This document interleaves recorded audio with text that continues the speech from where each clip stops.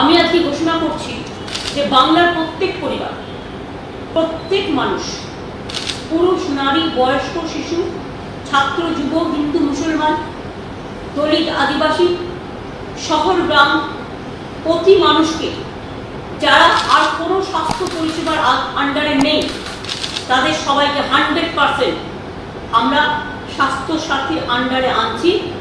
1 December 2020 থেকে এই সিদ্ধান্ত কার্যকর হবে। তো আজকে কিন্তু মুখ্যমন্ত্রী মমতা বন্দ্যোপাধ্যায় চূড়ান্তভাবে ঘোষণা করে দিলেন যে স্বাস্থ্যসাথী কার্ড কিন্তু এবার রাজ্যের সকলেই পেতে পারেন।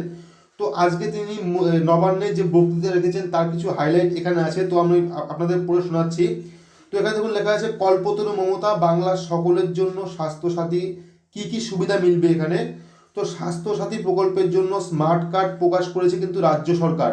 বৃহস্পতিবার নবান্নে কিন্তু ঘোষণা করেন মুখ্যমন্ত্রী মমতা বন্দ্যোপাধ্যায়। সেই সঙ্গে জানান যারা স্বাস্থ্য বিমার সুবিধা পান না তাদের জন্য কিন্তু স্বাস্থ্যসাথী প্রকল্পের সুবিধা মিলবে। তো এরপরে আরও কি আছে দেখুন, এখানে হাইলাইট দেওয়া আছে, ভোটের আগে রাজ্যের সকলের জন্য কিন্তু স্বাস্থ্যসাথী প্রকল্পের ঘোষণা করেছেন তিনি। রাজ্যের মানুষদের তিনি জানিয়ে দেন স্বাস্থ্যসাথী প্রকল্পের জন্য রাজ্য সরকারের কাছে নাম কিন্তু লেখাতে হবে। এর জন্য চালু হতে যাওয়া দুয়ারে দুয়ারে সরকার প্রকল্পের কথা কিন্তু তিনি জানান। এবং এর মধ্যে কিছু চেঞ্জ করা হয়েছে, যেটা হলো আগে ছিল মাথা পিছু কিন্তু 5 লক্ষ টাকার বিমা স্বাস্থ্যসাথী কার্ডে, কিন্তু বর্তমানে যেটা করা হয়েছে সেটা কিন্তু গোটা পরিবারের জন্য 5 লক্ষ টাকা। অর্থাৎ আগে যে স্বাস্থ্যসাথী কার্ডে আপনারা মাথা পিছু 5 লক্ষ টাকার চিকিৎসার জন্য পেতেন, সেটা কিন্তু পরিবর্তন করে করা হয়েছে গোটা পরিবারের জন্য 5 লক্ষ টাকা 1 বছরের চিকিৎসা খরচার জন্য কিন্তু এটি করা হবে, যেটি স্মার্ট কার্ড হবে, মানে আপনার স্বাস্থ্যসাথী স্মার্ট কার্ড। তো তারপরে কি লেখা আছে আমরা দেখে নেব।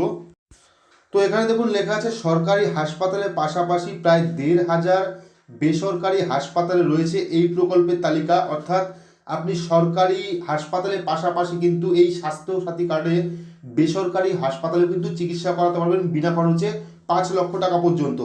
তো এদিন মুখ্যমন্ত্রী আরও বলেন, এতদিন যারা এই সুবিধা পাননি, যারা কোনো স্বাস্থ্য বিমার সুবিধা পান না, ধরুন রিক্সাওয়ালা, টোটোওয়ালা, ইটভাটার কর্মী, এগুলো কিন্তু সবাই পাবে।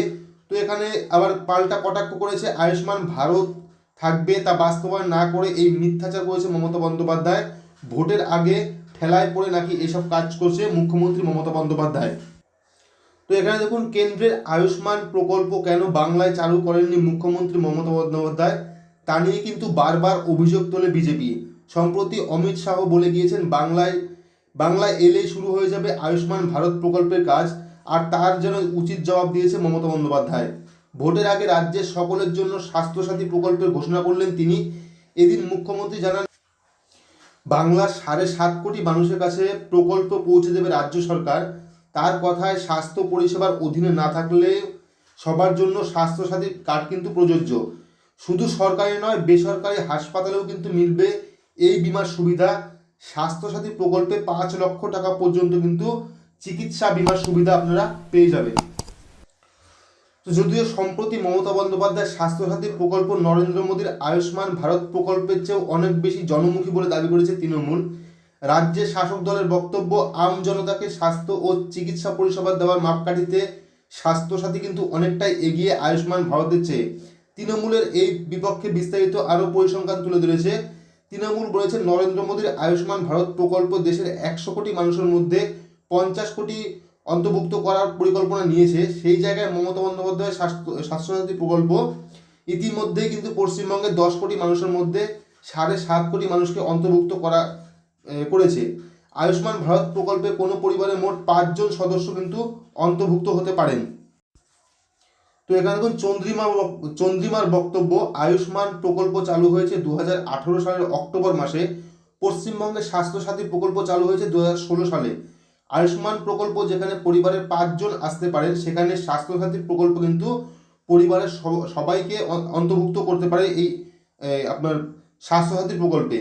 আয়ুষ্মান ভারত প্রকল্পে 100 কোটির দেশে এখনো পর্যন্ত 10 কোটি মানুষ কিন্তু কার্ড পেয়েছে, যেখানে স্বাস্থ্যসাথী প্রকল্পে রাজ্যের 10 কোটি মানুষের মধ্যে 7.5 কোটি অন্তর্ভুক্ত হয়েছে। এটি ছিল চন্দ্রিমার বক্তব্য।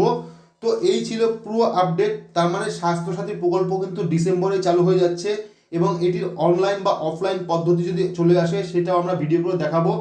তো আশা করছি পুরোটা বোঝাতে পেরেছি এবং পুরোটা দেখাতে পেরেছি যে স্বাস্থ্যসাথী প্রকল্প নিয়ে আজকের আপডেটটা কী ছিল এবং মুখ্যমন্ত্রী কী বলেছেন। তো যদি ভিডিওটি ভালো লাগে তাহলে অবশ্যই লাইক করবেন, চ্যানেলটিকে সাবস্ক্রাইব করে পাশে বেল আইকনটি প্রেস করবেন। আজকের মতো এইটুকুই, ধন্যবাদ।